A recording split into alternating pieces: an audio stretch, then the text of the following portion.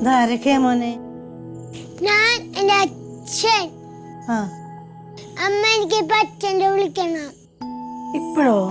എനിക്കും അമ്മ, എനിക്ക് ഇപ്പൊ അച്ഛനെ കോൾ ചെയ്യണം. ഇപ്പൊ എങ്ങനെയാ അച്ഛനെ കാണുക? ഇപ്പൊ അച്ഛനടുത്ത് ഇങ്ങോട്ട് വരാൻ പറ. അയ്യോ, അച്ഛൻ്റെ അടുത്ത് എങ്ങനെ ഇപ്പൊ ഇങ്ങോട്ട് വരാൻ പറയാ? അച്ഛനോട് ജോലിക്ക് പോയതല്ലേ, അച്ഛനവിടെ തിരക്കുള്ളോണ്ടല്ലേ. അല്ല നിങ്ങളെ കാണാൻ വരാതിരിക്കോ?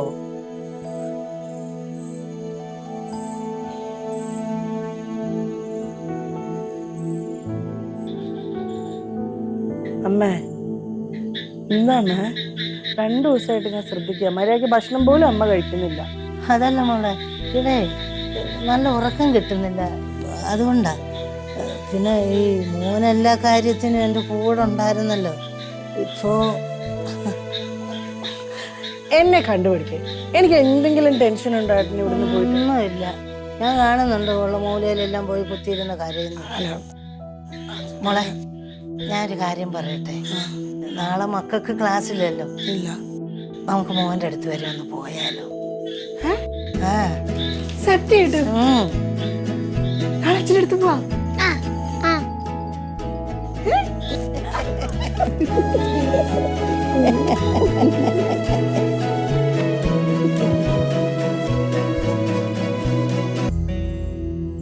സാർ ഇവിടെ വന്നിട്ട് ഇതേവരെ ലീവ് എടുത്തില്ല.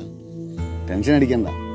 സാർ ലീവ് എടുക്കുന്നു, നേരെ വീട്ടിൽ പോകുന്നു, മക്കളെ കാണുന്നു, സന്തോഷമായിട്ട് അടിച്ചു പൊളിച്ചിട്ട് തിരിച്ചു വരുന്നു. ഇതാ അതൊന്നും ശരിയാവില്ലടാ, എനിക്കിവിടെ 100 കൂട്ടം പണിയാണ്. സാർ ഇത് ഏത് ലോകത്താണ് സാറേ ജീവിക്കുന്നത്? ശമ്പളം വാങ്ങിക്കാൻ വേണ്ടിയിട്ട് മാത്രം ഓഫീസിൽ വരുന്നവരാ നമ്മളവിടെ ഉള്ളവർ. പിന്നെ എടാ, അതൊക്കെ അവരുടെ കാര്യം. എൻ്റെ ജോലി ഞാൻ കൃത്യമായിട്ട് ചെയ്യുന്നു.